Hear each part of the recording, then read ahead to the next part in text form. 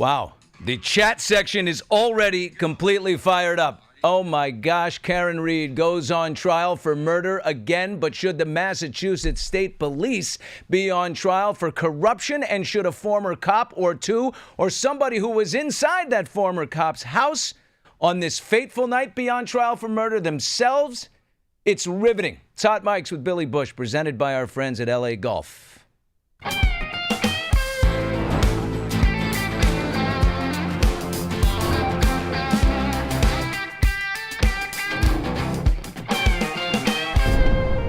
I'm a little disheveled right now because the chat section is already on fuego here. This is as hot a topic in the Boston area, but now nationally as well. We are live on TuneIn and YouTube. Jury selection for the Karen Reed trial begins tomorrow in Norfolk Superior Court in the Boston Dedham area. If you are not aware of Karen Reed, she is the subject of a riveting 5-part documentary series on Max, which people have binged voraciously. She's a single 44-year-old financial analyst from Mansfield, Massachusetts. She's accused of vehicular manslaughter and murdering her Boston police officer boyfriend, John O'Keefe, on January 29th in the wee hours of the morning, 2022. Karen and her boyfriend had been out to 2 bars on a very snowy, blizzardy night with a bunch of friends, cops and retired cops from Canton, Massachusetts, outside of Boston. After the last bar, the party went on at retired cop Brian Albert's house. To be clear, I'm going to say all of them drink like whales. You wouldn't believe the amount of booze that goes down on a night like this. And in Karen's case, it was many. But look, after a night of boozing, here's what goes down. Karen and John, her Boston cop boyfriend, drive to Boston PD officer Brian Albert and his wife Nicole's home a few miles from the bar. A little late night action after the bar closes at midnight. John exits the car to see if the party's going. Karen waits in the car. John does not come back for some time. Karen leaves, thinks he ditched her, forgot about her. She's pissed. She's a little bit of a hothead, girl from Boston. She leaves him angry, accusatory voicemails. You're with a girl, you're doing this. Rah! She leaves him at the house. John O'Keefe is found dead on the front lawn next to the flagpole of the Alberts home very early the next morning. And when Karen and her 2 friends, 2 other women, go looking for him, they find him. Karen's first trial began a year ago. He's dead by that, if you're looking on YouTube, right by that flagpole. Karen's first trial began a year ago and ended July 1st this summer. It was a mistrial. But the circumstances surrounding that mistrial are beyond shady. In the Commonwealth versus Karen Reed, she was facing 3 counts: second-degree murder, involuntary manslaughter, and leaving the scene. Now, 5 of the 12 jurors in that trial have since come forward to say publicly that the jury unanimously voted for acquittal on counts 1 and 3, second-degree murder and leaving the scene. 5 jurors said publicly that we all agreed she's not guilty at all of second-degree murder and leaving the scene. The jurors were only deadlocked on the second count, involuntary manslaughter. The judge in the trial, Beverly Cannoni, some are questioning Judge Beverly Cannoni on a few fronts. 1, she selected as jury foreman a retired Boston cop. 2, right, that's convenient. 2, she read the note that he wrote in court aloud, which opted to not share the unanimous votes to acquit on counts 1 and 3. Here is the judge reading the letter to the court. All right, so we have it. We're looking for it, but this is Judge Beverly Cannoni. She gets this note from the foreman. Basically, it says, we're locked. She did not give the chance for the defense to... All right, here we go. Let's listen to Beverly Cannoni. Some members of the jury firmly believe that the evidence surpasses the burden of proof, establishing the elements of the charges beyond a reasonable doubt. Conversely, others find the evidence fails to meet this standard and does not sufficiently establish the necessary elements of the charges. The deep division is not due to a lack of effort or diligence, but rather a sincere adherence to our individual principles and moral convictions. To continue to deliberate would be futile and only serve to force us to compromise these deeply held beliefs. I'm not going to do that to you folks. Your service is complete. I'm declaring a mistrial in this case. I'll be in to see you privately in a few minutes. So thank you. Now, she did not give the defense the chance to say, well, which counts are we deadlocked on? All counts? Now, tomorrow begins the near impossible task, since everyone in the country, let alone locally, has an opinion on Karen's innocence or guilt. Jury selection will be a nightmare here. But they'll get through it, and then we will commence a trial that retries all 3 counts again. Not the 2 that she was acquitted. The 2 that she was acquitted on the first time are now going to be lumped in. So it's all 3 again, and it's a complete travesty. It's a miscarriage of justice is what it feels like to me from almost every vantage point. Karen's ace lawyer, Alan Jackson, tried to get the case dismissed, or at least counts 1 and 3 thrown out on the grounds of double jeopardy. That effort was unsuccessful, and I believe it will come back to bite this judge in the rear. Jackson also tried to get this case dismissed due to extraordinary governmental misconduct and jury tampering. Not only was the foreman, like I said, hand-selected by the judge, a retired Boston cop, before the final deliberation, she dismissed 2 jurors who had appeared sympathetic to Karen Reed. One of them, Victoria George, a Princeton graduate with a law degree who once interned for a federal judge. She now works for Karen Reed's defense. And Karen's lawyer pointed out that in this old courthouse, half the jury box is located behind the witness stand, so jurors literally cannot see the witness. The gestures, the eyes, the mannerisms. How could a jury not? You need to be able to see the witness. It's unconstitutional. Look, I predict Karen Reed will be acquitted again on those same counts, and likely there will be deadlock again on involuntary manslaughter. Look, she had like 7 drinks that night. She was drunk. She claims she never blacks out and knows she didn't hit John O'Keefe, but 7 drinks on a 110-pound woman, it's hard to take her word for it, right? You got to win that one on the evidence, and there's plenty in her favor. The DA's case is based on the premise that nasty little Karen flew into a drunken rage and backed her SUV up fast and hit and killed her boyfriend, John O'Keefe. From the parked position, she slammed it into reverse, clipped the guy, knocking him through the air so he landed 10 feet up onto the Albert's front lawn. A crash analyst hired by the defense determines that could not and did not happen. Karen Reed believes she's being framed, that something happened that night inside the house of retired cop Brian Albert when her boyfriend, John O'Keefe, got out of the car and went up to the house. And here, there is a mountain of murky evidence. The first to investigate the crime scene was a young local Canton PD officer who arrived on the scene at 6 a.m. He said he found shards of a cocktail glass only. He collected bloodstains in red Solo cups. Later, when the state trooper Michael Proctor took over the investigation, shards of taillight from Karen's car were discovered. Were they from when she hit John O'Keefe after midnight, or from when she backed up out of the garage and hit John's car at 5 o'clock in the morning when she was heading back out to look for him, which she did? It's on the Ring camera. You see her hit the guy's car. So how did the shards of taillight magically appear at the crime scene later when Proctor took over? Well, Proctor was seen back by the taillight in the state police garage on video that was reversed. A reversed video to show him on the far side of the car at the driver's side when really it was at the passenger side. Brilliant of Alan Jackson to say this video is reversed. They all acknowledge that. Why was the video reversed? Right? He was hidden back there on the far side of the car. What was he doing back there? Sure, seems like a time if you're going to tamper with a taillight, that would be it. John O'Keefe's body was found with teeth marks up and down his arm. This is unbelievable. And on those teeth marks, pig DNA later found on the arm. Pig DNA? Interesting. Pig DNA. This is not. O'Keefe's head was bruised and beaten, but no injuries were below the neck. Now, this woman, Jennifer McCabe, one of the revelers that night inside the house, she Googles at 2:27 in the morning, how long to die in the cold?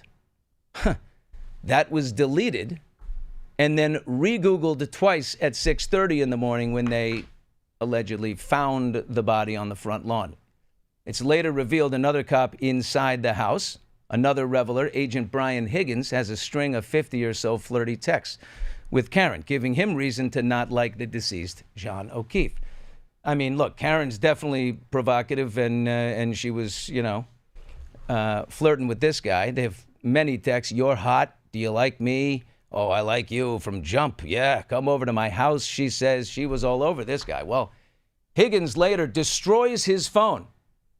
Not just were those texts on there, but his phone also would have shown an exchange of phone calls with the owner of the house, Brian Albert, at around 2:30 in the morning. Both men said that they butt dialed each other. 2 butt dials? 2 butt dials. They both have big butts, I can tell you that. But laying in bed and my butt fires you a call, one of those butt dials ended up in a 22-second conversation. Oh, sorry for butt dialing you. Yeah, me too. Yeah, I'm going to butt dial you back. The most egregious of all, though, is the reprehensible behavior of the lead investigator in this murder case, Massachusetts State Trooper Michael Proctor, who texted his friends and supervisors in a text group only 16 hours into the investigation. There will be serious charges brought on the girl. She's a whack job. See you next Tuesday. Called her the C word. Zero chance she skates. She's effed. When someone on the text chain surmised that the homeowner on whose property John O'Keefe was found would surely receive some shit as well, Proctor responded, nope, homeowner's a Boston cop too. Like it couldn't get worse. Lead investigator Proctor said to the group, no nudes yet. He says she's got no ass. This guy creeps into her photo library looking for naked pictures of Karen Reed, is what he's doing in her phone. He later called the text unprofessional and regrettable. Earlier this month, the Massachusetts State Police fired Proctor for unprofessional conduct during the investigation of Karen. I mean, this guy is society's worst nightmare. If you're looking on YouTube, you can see him right there. What a dirtbag. What a creep. He never entered the Alberts' house in the course of his so-called investigation. Never once went inside. The local cop who first arrived to O'Keefe's body at 6 o'clock in the morning found only shards of a cocktail glass. Proctor later finds lots of shards from Karen Reed's taillight and one shoe. He found a hair from O'Keefe's head stuck in the taillight. Somehow it made it through a snowstorm to the state garage and was lodged into the light. Now, the DA has appointed a new prosecutor for round 2 of this case. Hank Brennan, who previously defended Whitey Bulger in federal court, so an accomplished guy. He's alleging that Alan Jackson, also an accomplished guy, and the defense's assertions of extraordinary governmental misconduct might cause people to question the fabric of our entire judicial system, and that's dangerous and reckless here. Really, Hank? Not the entire judicial system, but definitely in Norfolk County, brother. A lawyer of Hank Brennan's acclaim should have supported dismissal of counts 1 and 3 based on the constitutional double jeopardy problem. Nope. Is it better to sacrifice one innocent woman to spare an existential sort of foundational crisis? Well, I'll tell you what. We have a very interesting guest right now. This guy is a real rabble-rouser. He has gathered some lobby on Karen's behalf. His name is Aidan Carney, and he's known online as Turtleboy.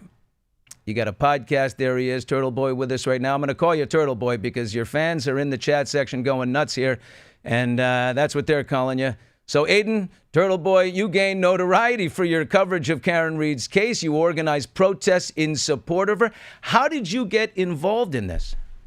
Well, I wrote about it on April 18th, 2023. I'm a journalist, by nature. I've been doing this for about 10 years, investigative stories that catch my attention. But this one in particular, when I read the court filings about 15 months after John O'Keefe was killed, I actually looked into it. I remember when it first happened, I thought it was an accident because that's the way it was portrayed to us in the news. They even said on CBS or WBZ that there was ring camera video of her hitting him with the car. And so case closed, right? I mean, Which there wasn't. I don't wasn't. recall. No, that was a complete lie fed to them by the district attorney's office, Okay. which they have since taken back.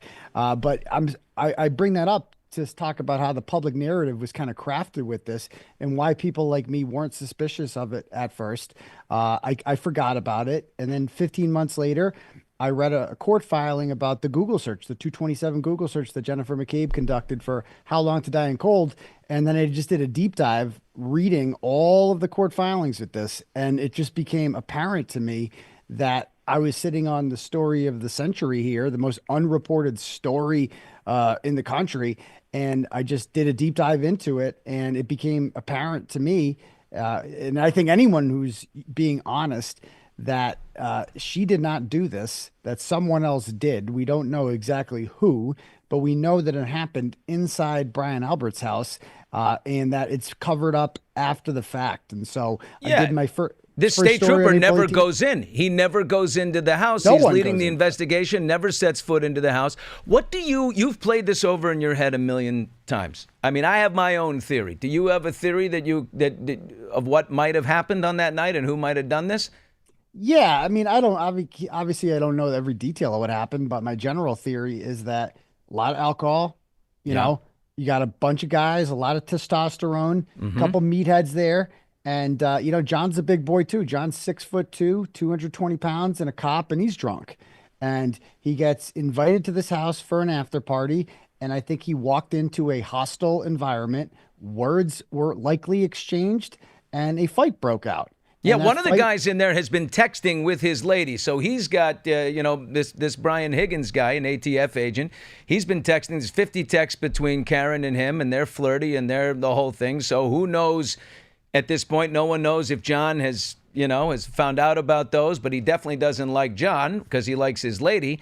Then you got the young kid, Brian Albert's son, who's having his birthday, and he's got some guys over. And then you got John O'Keefe is found with these marks all over his head. There seem to be teeth marks. And wouldn't you know it, the Alberts have a German Shepherd who's 80, 90 pounds named Chloe, who doesn't get along with strangers, who they had to, interestingly enough, months later, rehome because the dog's violent. So clearly, and when John's skin is tested, there's pig DNA on his arm, which comes from pork or food or, you know, pig ear treats or whatever that is. I can't imagine how there would be pig DNA on those marks if those marks were by a car. I mean, it's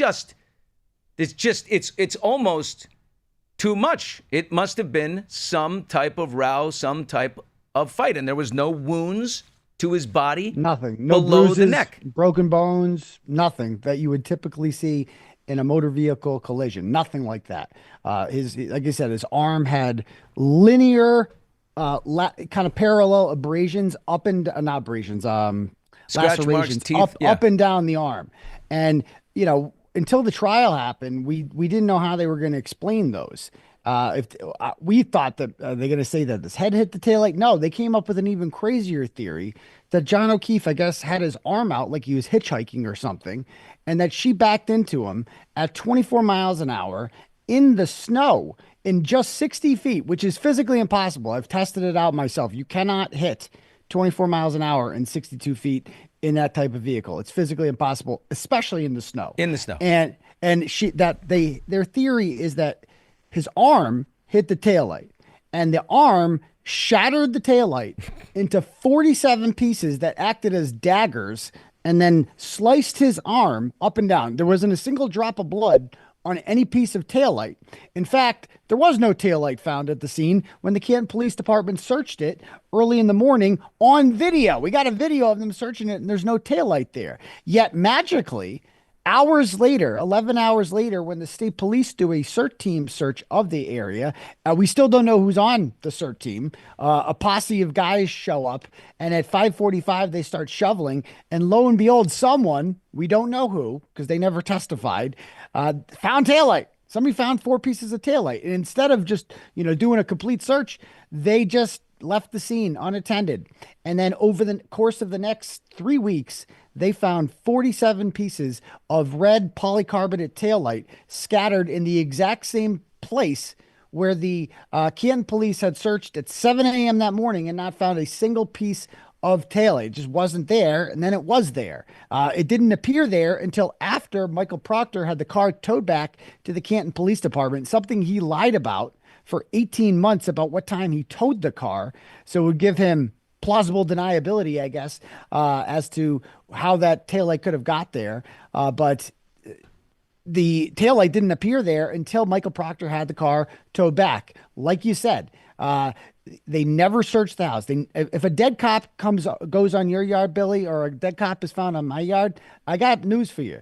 They're going in the house. They're going to ask to look around because there's a dead cop on your yard. Okay. And they're going to, and he was invited to your house and somebody who was dropped off there. So they're going to ask to take a look around, but that didn't happen with Brian Albert because, as Michael Proctor said in his text messages, the homeowner isn't going to catch any shit because he's a Boston police officer. The homeowner, Brian Albert, never left his house. In the morning, you got women screaming out front when Karen Reed and Jennifer McCabe and one other friend find John O'Keefe's body on the front lawn. This guy, who's a Boston police officer and investigator, this is in his DNA to investigate situations like this, never comes out of the house.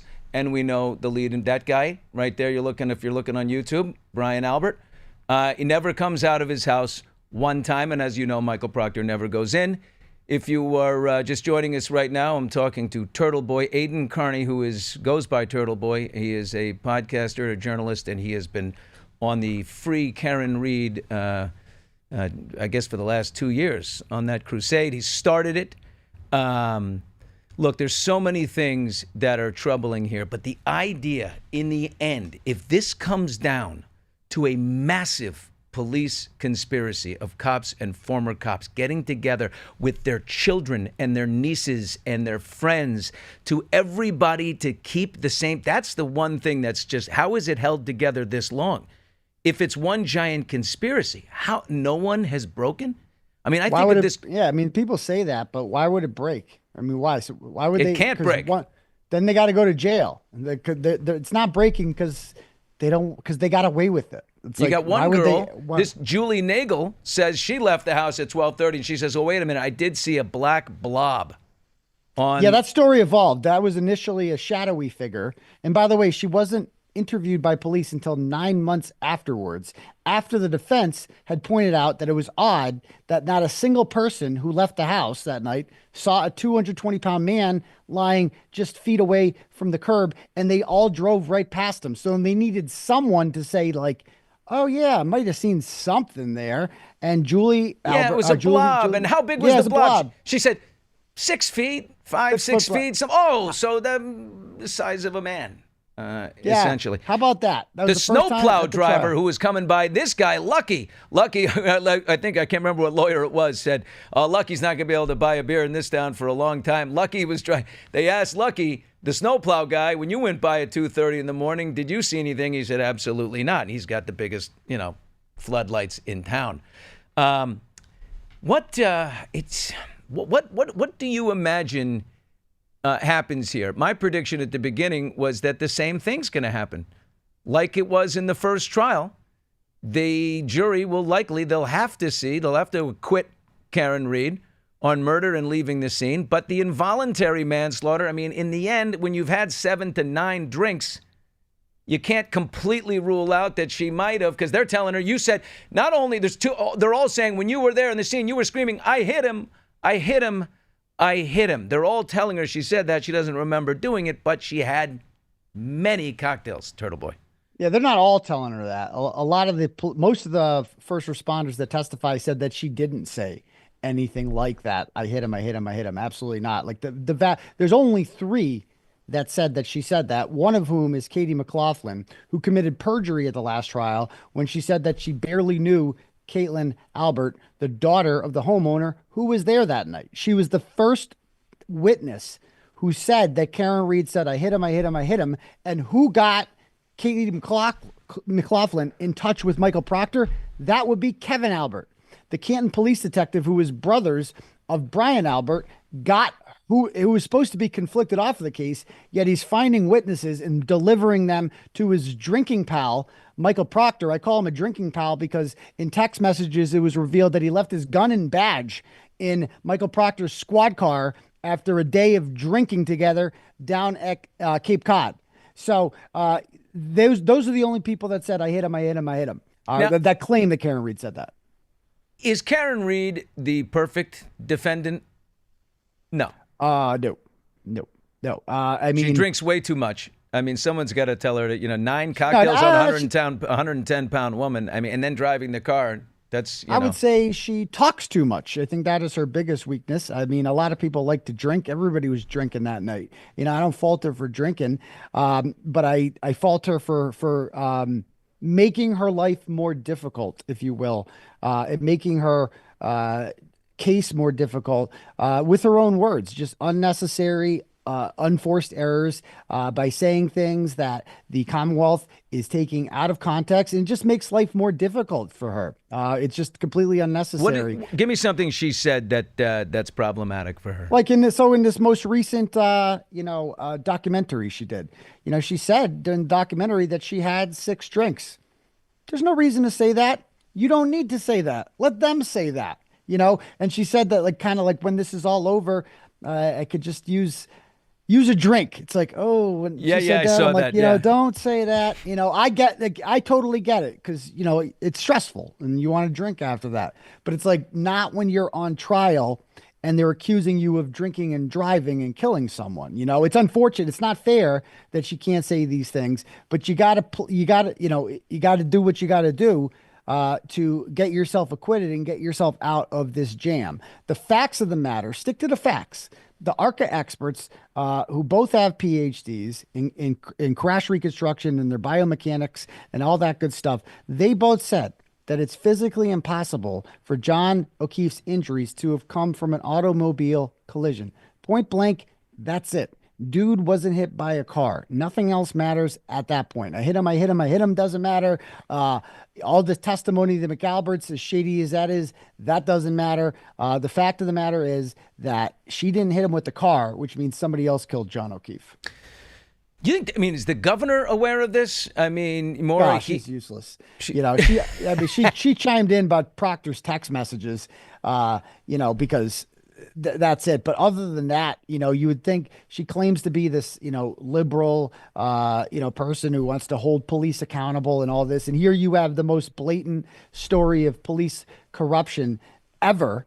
And she's just sitting on her hands waiting to see what happens. I'm with you. I think there is a decent chance for a mistrial here. I don't think there's any chance for a conviction. I'd say it's probably 60-40, I would say, acquittal to mistrial, depending on how this goes. But there's something about this case that gets people just not thinking straight. That just gets them to say, well, science isn't real and butt dials aren't real and all this Google searches aren't real. And I guess she did it because she's a bad person. What happened? I'm really interested in John O'Keefe's family. I see his mother, and I see the family sitting there in the front row, the brother, the mom, the whole thing.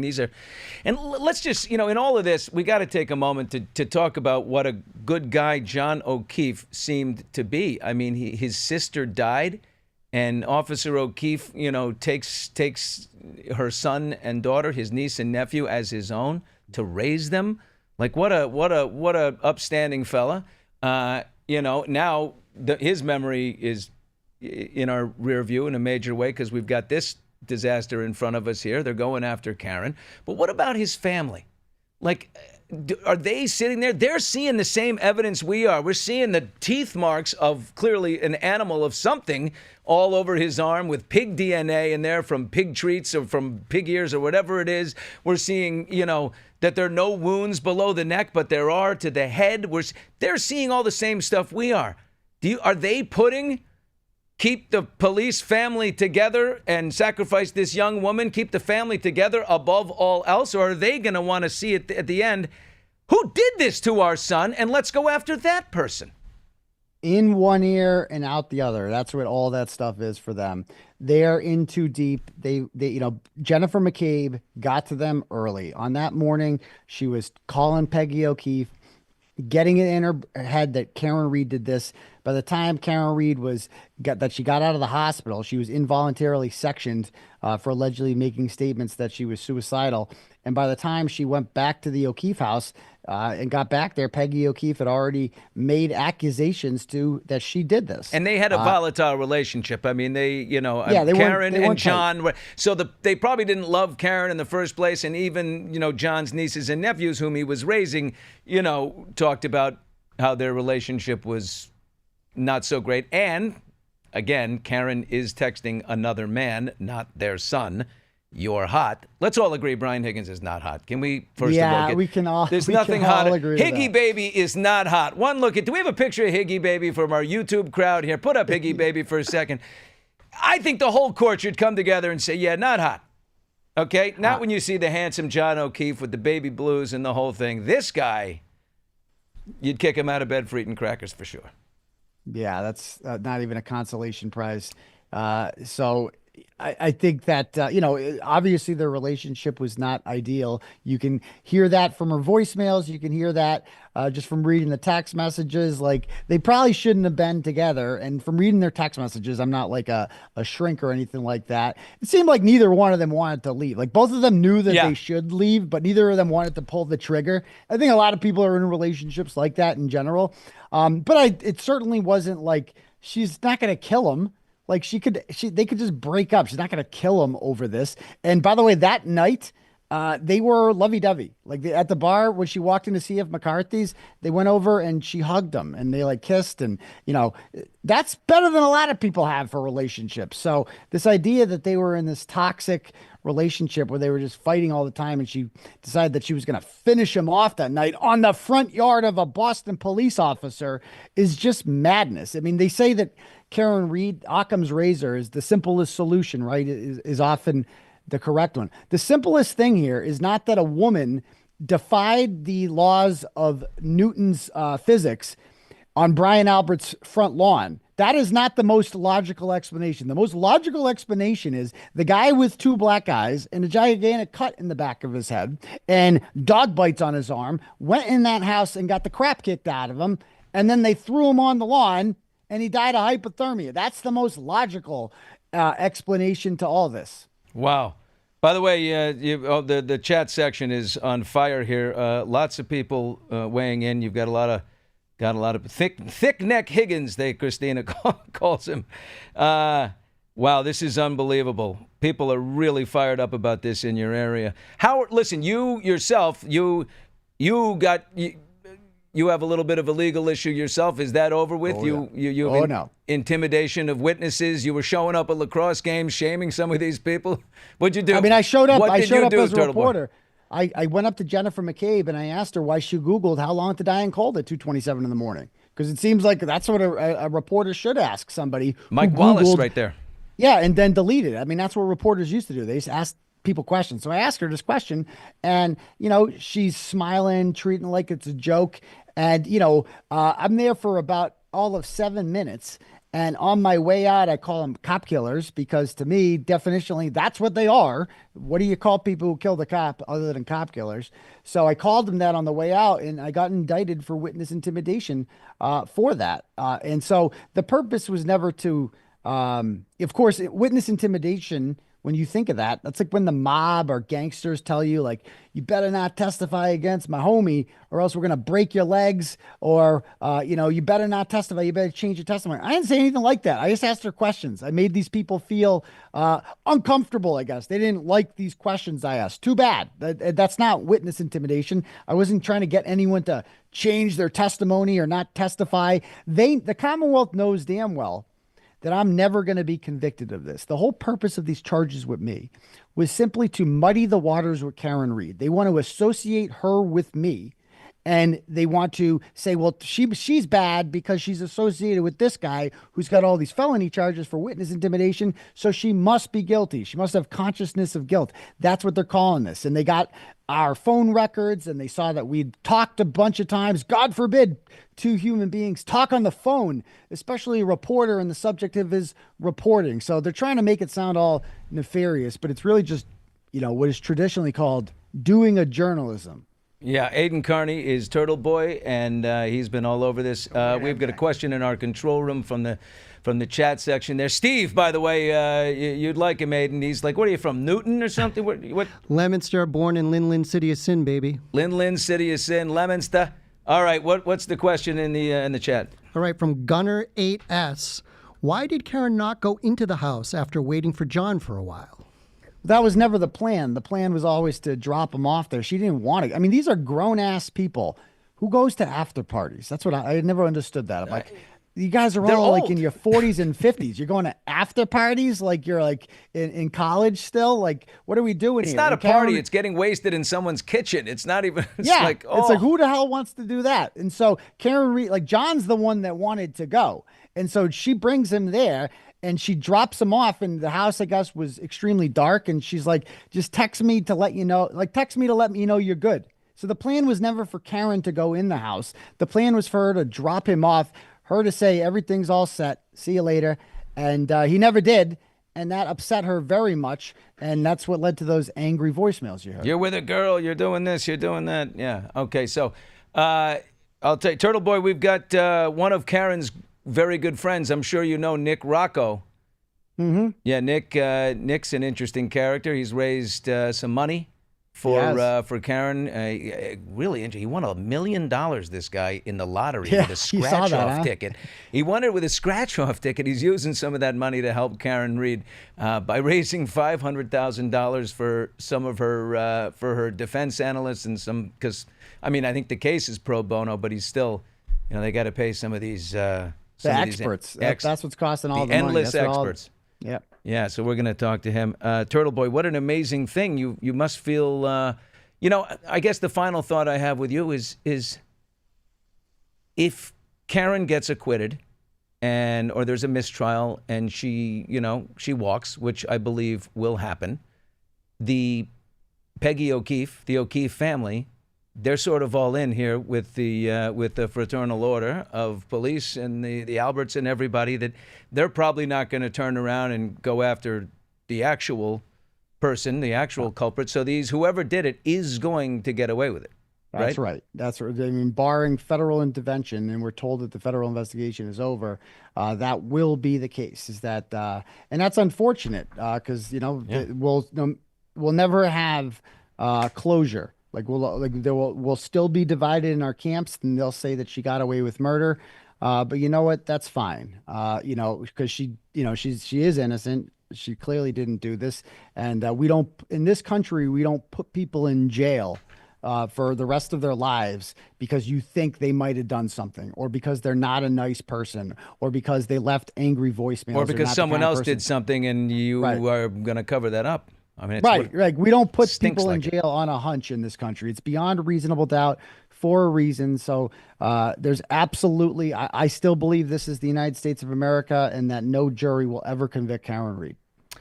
Turtleboy, Aiden Carney, thank you very much. What a fascinating man you are, and interesting stuff, what you've done to ignite this community. This man has put more people outside the courthouse than assembled for Johnny Depp, I'll tell you that.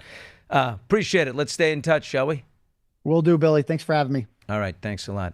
And coming up, we will talk to one of Karen Reed's very good friends, the aforementioned Nick Rocco, guy who literally hit the lottery and used some of that money to help her. They've become very good friends. He's waiting in the wings. We'll talk to him in just a minute. This is Hot Mics with Billy Bush, and we are presented by LA Golf. We'll be back in a moment. Welcome to LA Golf. You guys ready for the tour? We're the only golf company that manufactures its clubs here in the United States. All LA Golf drivers are built right here. I'm very excited for today's production. It's going to be 4 left. Anybody hungry? So does he work here? Work here? He lives here. All right, and welcome back to Hot Mics. We are joined by Nick Rocco. He joins us. He is a vital addition to Karen Reed's defense team. Nick, I was told you're a guy who hit the lottery. I didn't know that. You're that guy that got a scratch ticket and somehow $1 million you won. And is it safe to say you're using some of that to help Karen? No, so I actually won back in 2019, but they don't call it Massachusetts for nothing. When you win $1 million on a scratch ticket, you get less than half take-home money. But that was long before I learned about this case, so I invested that money. Fantastic. You invested that money. It's rolling over, and and look, you've helped raise $500,000 for Karen. But you didn't know Karen before this, right? This trial's what sucked you in. You became friends with her, right? Yeah, I had learned about this case from Turtleboy. I was actually watching his YouTube shows, and I wanted to do something to help. So I own a hair salon, and I have a lot of products sitting on the shelf, and I did a giveaway. Asked people, if you donate $10 to her defense fund, you'll get a chance to win this stuff. And that kind of rolled into a never-ending role in this movement. I mean, we've given away trips to Italy, St. Thomas, Puerto Rico, Florida. But it really comes down to the people who believe in Karen's innocence. All these giveaways that I've ran have been gifts given to me from the members of the community who believe in Karen's innocence. So I would say in total, the Facebook group that we have has raised this $500,000. Her defense fund is now over $800,000. But by running these giveaways, it entices people to keep donating money to her because they get the chance to win something. So, Nick, how often do you talk to Karen? Do you get the text, or is she allowed to talk? I mean, yeah, she talks. She talks all the time. She doesn't have the gag order. The defense team, the lawyers do, because obviously Hank Brennan wants Karen to keep talking. But I think the last time I spoke to her was yesterday. Just saying, hopefully you guys are doing well. Because gearing up for trial number 2 at the end of the day, even though they have a lot of evidence on their side, it's still nerve-wracking going into this, considering the fact that she's facing life in prison. I got to imagine all this support drummed up by Turtleboy and then yourself and the whole community. All these people are sitting out there. I'm thinking, is anybody going to work? They're all sitting out here in lawn chairs outside the courthouse and supporting Karen. But with all that, it has that boosted her spirits? Where are her spirits? Yeah, absolutely. And I know one of the things a lot of people say is, oh, she thinks she's walking down a red carpet. She thinks she's a celebrity, but she didn't do that herself, right? Like Turtleboy's reporting brought the people out there. She didn't call up people and say, hey, I need support out here. You guys need to be out here. People learned about this case from Turtleboy, and the people came. It's not her fault that she has people yelling, I love you, Karen, and all this stuff. It's the citizens of Massachusetts, and some people even came from the UK for the last trial to be outside of that courthouse. Oh my so God. It's a national movement that has become something so big, and I feel like everybody wants to be a part of it, whether it's raising money, standing outside on the sidewalk holding a sign, or just being in the presence of that defense team. Really boosts their morale, and it gives them a lot of confidence walking in and out of court every single day when you have to face such a corrupt system that they're going up against. Are people stunned by what, the defense is laying out, and there's a lot of evidence in their favor to acquit Karen Read. But are people stunned in the community of like, this couldn't be our cops? I mean, when I think of suburban Boston, and I've spent I'm a New England guy, Connecticut, New York. I went to high school in Rhode Island, college in Maine. I mean, this is my corridor. I think of these great towns and beautiful, town squares with the church and the general store and all these things. And, cops are all these great Irish Catholic, Italian families, and these are good people. Is the community rocked by what the heck seems to be a conspiracy? I mean, you don't have it wrong. The communities are great. But like, for example, the Boston Police Department is known to be one of the most corrupt systems there are. Now, the Boston Police Department has not said one word about John's death. And that's the police force that he worked for. That's the police force that Brian Albert worked for. This is the Massachusetts State Police, which also, as we've seen before and after Karen's arrest from the state police, there's corruption everywhere in this state. I think now it's becoming more and more obvious. So to the point where when the defense files a motion, you can almost guarantee it's going to be denied. Like that's kind of the way it's been going in Judge Beverly's in her courtroom. It's every motion the defense files denied, every motion the Commonwealth files is allowed. So I wouldn't say people are shocked at this point anymore. You almost have to expect it. But as far as the police departments go, not all cops are bad. No. There are good ones and there are bad ones. But unfortunately, when the good ones don't speak up about the bad ones, it kind of puts them in line as well as being a bad cop. But it's a sad story. This whole thing is just sad for both parties, for the O'Keefe family and for Karen Reed and her family, because no justice is ever going to get brought for the death of John O'Keefe. Here's some comments. Brian Albert was not retired until after this night. He didn't want to lose his pension. Here's Lori. It's terrifying how obvious this frame job is, and they just continue with it. You got a lot of people here who know you. Yes, Nick. Let it out, Nikki. Go, Nikki. Nick speaking facts.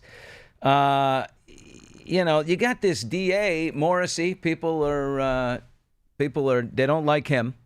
He had to go and reassign the prosecutor because the other guy, Lally, was terrible. He couldn't even finish his closing. He couldn't even get it out of his mouth. So they went and they got this new guy, Hank Brennan, of Whitey Bulger fame. So they're coming at everything here. I was asking Turtleboy, does it bother you that in the end, whatever happened to John O'Keefe, whoever was responsible, is probably going to walk? I mean, definitely. Yeah, I agree with that statement. I think Michael Morrissey, at this point, by hiring Hank Brennan, proves that he has a conflict in this case. Not one DA, assistant district attorney underneath him, wanted to retry this case. So they had to bring in Hank Brennan, which initially they told us $75,000 is what he was going to get paid for to do this trial. He's over $250,000 now. And while he's sitting up there talking, you still have Adam Lally sitting there, not saying a word, with his head down, being paid. Like the taxpayers' money is going to all of this. And almost like you said, I want to see her be acquitted, but unfortunately, I do believe that we're going to get another mistrial, because you're just not going to find a jury that's going to they're definitely not going to say 12-0 guilty on any of the charges. But I just can't see you finding a fair, impartial jury for both sides of this situation. There's just too many people that know about this case. Yeah, the first trial was 12-0 on counts 1 and 2 to acquit Karen Reed, 1 and 3 on murder and on leaving the scene. Acquitted. They all agreed. It didn't happen. It's that involuntary manslaughter problem. It's the drinking problem. It's that one little gray area that may lead to mistrial and let even the guilty parties, whoever they are, walk away into the night. But I got a feeling this will go well for Karen Reed. Nick Rocco is one of her great friends. He's a guy in the community that just stepped up and started raising money. All eyes are on this thing. It's unbelievable. I hope your wife and your 3 kids, you're only 30 years old with 3 kids, Nick. So your wife think she support you? Is she all on board with this as well? Yeah, absolutely. She helps run the Facebook group and stuff. She's not somebody who, really gets out there vocally, but she definitely supports this and just wants this to be over, just like the rest of us. Nick, thank you so much for joining us. We'll stay in touch. I really appreciate your time. Everybody needs a friend like Nick Rocco. And I never talked to a guy who won the lottery before. He won $1 million on a scratch-off lottery ticket. I mean, damn. I'm going to start buying those again. You got to be in it to win it, they say. Hot Mike's Hot Takes coming up in just a second. Oh my, who just opened up about having many friends with benefits? Someone who's sleeping with a lot of people and having a great time and talking about it. She's 67. You go, girl. Who's going to die in next week's finale of the White Lotus? We've got some evidence. And what has the Beehive up in arms today? All of that coming up in just a minute. But first, if you are listening right now on TuneIn Live, don't miss a second of the action. With TuneIn Premium and unlock access to college sports, every NHL game without blackouts and more. Plus, enjoy more than 100,000 commercial-free music and news stations globally, all over the world, so you can stay connected. Go to tunein.com/premium and sign up today to unlock it all. Hot Mike's Hot Takes in 30. Welcome to LA Golf. You guys ready for the tour? We're the only golf company that manufactures its clubs here in the United States. All LA golf drivers are built right here. I'm very excited for today's production. It's going to be 4 left. Anybody hungry? So does he work here? Work here? He lives here. All right, welcome back to Hot Mics with Billy Bush, presented by LA Golf. We're live on TuneIn and YouTube, and it's time for Hot Mics Hot Takes. And the very hot Rob Silverstein, executive producer, very important man, is here right now. Bill, the Don is going for the hat trick. I use a hockey. He says that he might go to be elected 3 times. Twice is the law. It's the Constitution. Bill, you have a lot of thoughts on the Don today, don't you? I do. The Don is unbelievable. This starts, the way Trump works is he floats something and then he backs away and he does other things, but he's definitely planting seeds. Remember a congressman from just a few weeks into the administration planted the idea of amending the 22nd and letting him, try to get a third term. To do that, it has to be 2/3 of Congress or 2/3 of states. The 50 states that have to support that. I don't think that'll happen. They barely get a 1 vote majority on anything. So the idea that 2/3 would support Donald running again is an absolute impossibility. But who knows? He wants it. And when he was asked about J.D. Vance, being the future of the party, he shut that down right now. He likes being the man. So what about his popularity, Bill? Oh, his popularity. This is unbelievable. Oh, my gosh. Did you see this? This is one of the great things he says when asked about the third term. I love this. He says, here you go. He says, you got to start by saying, I have the highest poll numbers of any Republican for the last 100 years. Big with the nose. Right. We're in the high 70s in many polls. Many polls. High 70s? In the real polls, and you see that. And, we're very popular. And, a lot of people would like me to do that. But, I basically tell them we have a long way to go. It's very early in the administration. So, according to the Gallup organization, Trump's approval rating really stands now at 43%, which is the lowest of any Republican at this stage in the presidency in the history of Gallup polling. But this goes back to The Art of the Deal, The Apprentice movie starring Sebastian Stan, whatever you want, Trump's book, the lessons he learned from Roy Cohn, which are just tell them and they believe you. That's what he said to me. This is not a second-hand, third-hand. This is Trump to me, straight to my face, when I asked him, why do you keep saying The Apprentice is number 1 in the ratings when it's not even in the top 20? To which he says, Billy, did you see last Thursday's final quarter hour? I said, what? No. He says, well, you should really take a look at that. Anyway, moving on. And then after the interview, he says, Billy, come here. You don't worry about all the numbers and the research and all that. You just tell people and they believe you. He said it right to my face, and he's still doing it. He's never changed. By the way, I tell people Hot Mics is the number 1 podcast of all new podcasts in that you just take a page out of it. You just tell them and they believe you. And it is. Yeah. Oh, Okay. no, it definitely is. Well, the show that most people are talking about is still White Lotus. Episode 7 of 8 dropped last night. Oh, yeah. You watched it. I watched it. Rick did the right thing by not killing Walton Goggins' character. Yes, he did not kill the guy who allegedly killed his father before he was even born. I'm very happy about, because you know who played that guy was played by Scott Glenn. Backdraft. The Right Stuff, Scott Glenn. Yeah, but you have a connection. I dated his daughter in college. So I didn't want to see him go, the old man. I still have an affinity. He pushed him off the chair, right? It looked to me like he grabbed him by the balls and then he flipped him tipped off the chair him over. And in right? Bangkok, they do a lot of grabbing of a lot of different body parts. And then they went running out to the boat, and they had a heck of a night. And they made an escape, and then Sam Rockwell fell off the wagon, and then he got into the crack and the drugs, and then there were It was a hell of a night. the transvestites, everybody, the naked people were out. All right, Belinda would not accept the $100,000 from Gary or Greg, basically to keep her mouth shut.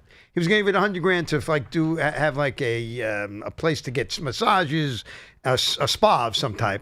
But she's very reticent to do that, isn't she? Yeah, Jennifer Coolidge of season 1 and 2, her Tanya was together with Greg, and Greg tried to put out a hit to get rid of her so he could get her money and all that. Greg's got all this money, and now Belinda is back from season 1, and she knows that Greg tried to put out the hit, That's and correct. now he's trying to buy her. So obviously we're going to find out in the next episode who's the dead body.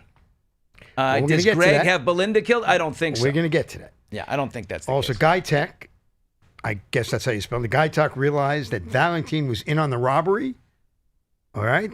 Lori slept with Alexi and saw the stolen gift shop jewelry in the closet as she was asleep. And then the girlfriend shows up and she has to jump out the window. There's wild stuff last night. Gaytok, who is the little Security. meek and mild-mannered security guard, I would say.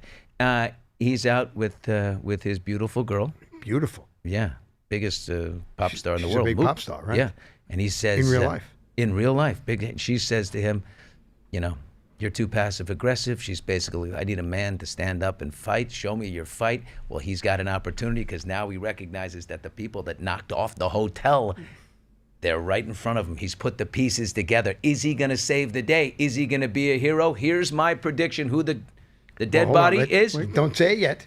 Why? I want to show people the teaser. So the finale is next Sunday. Steve, let's roll the preview. Here we go. When we got here, you said something about this fruit.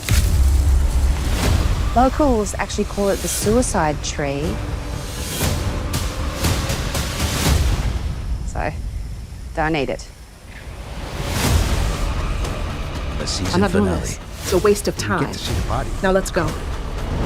ผมมีเรื่องอะไรจะคุยครับ เป็นเรื่องที่โรงแรมโดนปล้นวันนั้นหรือเปล่า I love you. Please don't do something stupid.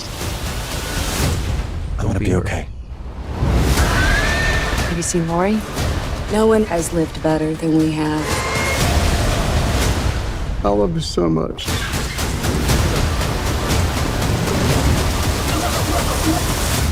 Have a wonderful last day. I am literally hammering Patrick Schwarzenegger on text to come on this show right after the finale. We've got to break it down with him. The dead body. Who dies? I think it's Gaytok, the mild-mannered little security guard. I think he tries to jump in. He tries to save the day to show his girl. To show his girl, look, I am a tough guy. And he puts together the pieces and he dives in front of her and saves her, takes a bullet, and he's the dead body. You know what? That does make sense. Do you like that? I do, because he has access to the gun, and we know there are gunshots. And there's gunshots, and he has access to the gun. It's not the obvious ones. Right. It's not, Tim, played by Jason Isaacs, whose money laundering has caught up with him, and he's been threatening to kill himself the whole time. Too obvious. It's not Greg going to kill Belinda. No. He's not going to do that. That's too obvious. Right. No, you might be onto something. And the women, I do love Michelle Monaghan, Leslie Bibb, and is it Carrie Coons, who's the third actor? They are, everybody loves them because these are the conversations that three friends have together. Not two. When three are together, they're just, it's so backstabby and fantastic. Hey, guys. All right, Bill. Hey, guys. Rob. I think you guys just jumped over one part of last night that had stopped me in my tracks, and that was the whole Schwarzenegger and the threesome, and all of a sudden we want he's a cuckold. Yeah, the cuckold. We jumped over this whole part, I think. Okay, so Schwarzenegger's been through everything. This guy deserves a medal. Patrick has been through the incest scene with his younger brother. They survived that. They're all drugged out, so whatever. The brother touches him. It's not good. We move on from that because we all needed to. But now Greg, crazy Greg, when he was a kid, he watched his parents, do it, and it kind of upset him, shamed him, pissed him off, but turned him on in a way. So now he wants to watch his wife with Patrick because that will get him excited, and then Patrick leaves and he gets to finish. Patrick Schwarzenegger's character, Saxon, is like, okay, I have been through enough sexually here. Please let me off the hook. He needs a therapist, man. That was actually great. All right, Bill, let's talk Morgan Wallen for a minute. Yeah. He normally when you finish SNL, you hang out and you high-five people. He just left immediately. The credits rolled and he was gone. And it's got people talking. Then he posts a shot at the airport, next to his private plane saying, "Get me to God's country." Bill, nothing says get me to God's country like a gentleman getting on a private plane. It does. Take me right there. Hawker 800, if I'm not mistaken. That is a beautiful, got the 6 windows right there. It's got a beautiful, you know what this is? It's another one of these blue state, it's just steeped in blue state, red state tension. right? Because he's like a real country kind of, you assume, MAGA guy, red state Republican, get me on out of here. And of course, the writing staff of SNL has got to be as blue state as they come. Was there tension between them, the whole thing? That's all this is. It's nothing. The guy wanted to get out of New York and get to his plane and get out of there, and it's nothing. He even whispered into Mikey Madison's ear before he walked off, hey, great working with you, bye-bye. No, so it's a lot about nothing. It's a lot about less than nothing. All right, Bill. Fran Drescher, 67 years old. You teased this. She has a rotation of friends with benefits. Remember, she was married for many years to Peter Mark Jacobson, who after a decade came out as gay. I still think they actually lived together. I think he came out after 2 decades. They were married for almost 20 years. Right, and he comes out as gay. But now she has all these friends, Bill, with benefits. It's unbelievable, and she's very open about it. She used to say, I had one friend with benefit. Now she's 67 years old, and she's got a couple of trusted lovers. You know what this reminds me of? First of all, good for you. Good for you, Nanny. That was a little Maria Menounos too there. Yeah. You love that one. I do. But it reminds me of an interview I did years ago with Angelina Jolie. And it was in New York. You should remember you were the producer of Access Hollywood when I did this interview. And it was amazing because I brought my daughter. I had to look out for my child that day, who's the same age as Maddox, her son. So she was like, wait, your daughter's here? My daughter ended up being brought to Angelina's suite so she could play with Maddox. And they're trying on mom's clothes. They're walking around in her heels with pearls and dresses. They're playing dress up. Josie and Maddox. It's so fun. And I'm there with Angelina. And I remember asking her, what do you, she goes, look, about dating. She goes, well, because she had broken up with Billy Bob at this point. She's like, I don't want to get any man too close to the kids if they're not in my child's life. So I just take a lover. Do you remember when she said that to me? I do. I take a lover. I do. Think about that phrase. Take a lover. It's so Elizabethan. It's so... Elizabethan by Angelina. I mean, it actually works perfect. Yeah, she said, I just... We expect that. I have a couple of friends with whom I have that kind of relationship, and I take a lover. And I was just sitting there like, can I be one? Hello? Can I be one? Like every man in the world. All right. All right, Bill, I'm wearing a Duke shirt, as you can see here. Okay? And that's Duke from their national championships. And they play this week, Duke, Houston, Florida, Auburn. What do you got? I'm going to say Cooper Flagg and the Duke Blue Devils against Houston in that semifinal. That, to me, that's the final. The winner of that will go on to win, even though I know you love Florida and you love the point guard. But I love Duke because my daughter went there. But Duke, I think this guy, any kid who played his freshman year in high school in Maine needs a Cooper Flagg, the best player in the nation, won in the draft if he goes. Right. Maine. If you don't know anything about it, if you've not been following, he's an incredible player to watch. He plays for Duke. He should be a senior in high school right now, and he's the number one player in the country, and he'll be the number one pick in the NBA draft, and he's playing for Duke.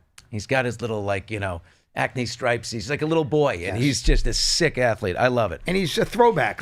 He was making turnovers. He apologized to the coach. I mean, he's a real throwback kind of guy.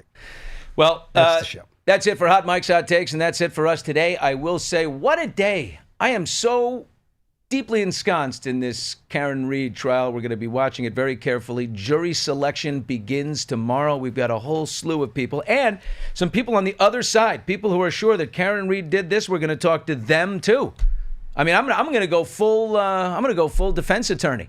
I'm going to lay out the evidence. I'm going to take them on and see why they think Karen Reed did this. So that's hopefully Wednesday. And we have Gary Sinise on Wednesday. And we have the great Gary Sinise on Wednesday, all that. Anyway, Hot Mics with Billy Bush is presented by our friends at LA Golf. Take your swing to the next level. I got the new golf club. It took my swing speed. It fitted my own custom driver for me. Let me tell you something. I won a lot of money, $700 with this new driver. I shot a 77. I'm not kidding you. I'm piping it like you wouldn't believe and dead straight. If you're a golfer, visit lagolf.com and upgrade your game. If you're married to a golfer, casually ask him, what's your swing speed? And when he tells you, go fill out the questionnaire at lagolf.com and get him the new driver. That's it for us. We will see you back here Wednesday with a whole new episode. Thanks for watching. Thanks for listening.